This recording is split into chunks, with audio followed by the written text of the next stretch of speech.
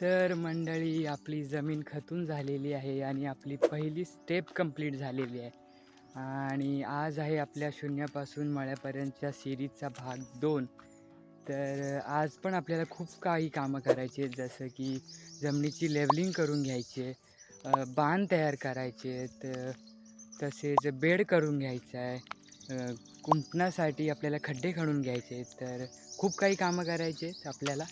चला तर मग वेळ न घालवता व्हिडिओला सुरुवात करूया.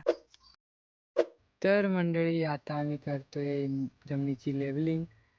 जमिनीची लेवलिंग म्हणजेच जमीन एकसारखी करून घेतोय, कारण आपण जेव्हा जमीन खतलेली तर त्यामध्ये छोटे छोटे मातीचे दगड निर्माण झालेले, जे म्हणजे ते भुसभुशीतच आहे, पण त्यामुळे आपल्याला ते फोडून घ्यायचे आणि जमीन आपल्याला एक पूर्णपणे भुसभुशीत सपाट करून घ्यायचे. तर त्यासाठी आपण हे जे जमिनीचे मातीचे दगड आहेत, म्हणजेच याला आम्ही ढेकळंसुद्धा म्हणतो. तर ही जी ढेकळं आहेत ती आपण फोडून घेणार आहोत.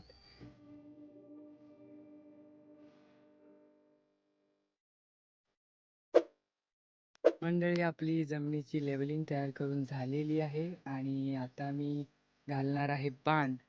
या आपला जो मळा आहे त्याच्या चहूबाजूने मी बांध घालून घेणार आहे, ज्यामुळे छोटासाच बांध घालून घेणार आहे, ज्यामुळं आपलं जे पाणी असणार आहे मळ्यामधलं, तर ते बाहेर जाऊ नये, वेस्ट होऊ नये, त्यासाठी हा बांध आपण तयार करून घेणार आहोत.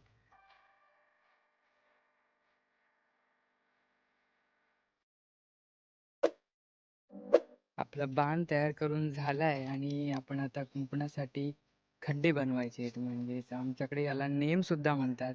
तर ती मी आता इथे पाडून घेणार आहे, जेणेकरून आपण कुंपण घालून आपल्या मळ्याचं संरक्षण करू शकतो, ज्यामुळे आपल्या मळ्यामध्ये कोंबडी म्हणा, कुत्रे म्हणा शिरणार नाहीत.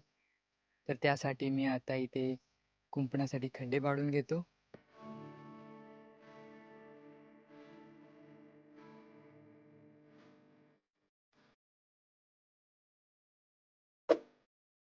मित्रांनो, आपले कुंपणासाठी खड्डे तयार करून झालेले आहेत आणि मी जेव्हा खड्डे पाडत होतो तेवढ्यातच पप्पा आले आणि पप्पा म्हणाले मी बेड तयार करून देतो. तर आपल्याला पप्पा बेड तयार करून देणार आहेत. चार चार पार्टमध्ये आपली ही जे मळ्यासाठी जमीन तयार केलेली आहे ती डिवाईड करून देणार आहेत. आमच्याकडे मळ्याला बाड्यासुद्धा म्हणतात. तर अशा या बाड्या मी पप्पांच्या मदतीने तयार करून घेणार आहे.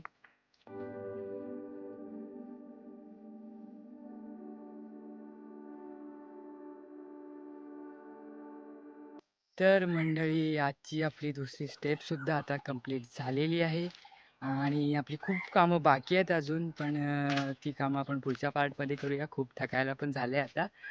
तर लाईक करा, कमेंट करा आणि व्हिडिओला चॅनलला सबस्क्राईब करायला विसरू नका. आणि भेटूया मग पुढच्या भागात. तोपर्यंत बाय. काळजी घ्या, आनंदात राहा. चलो, निकलता हूँ मैं.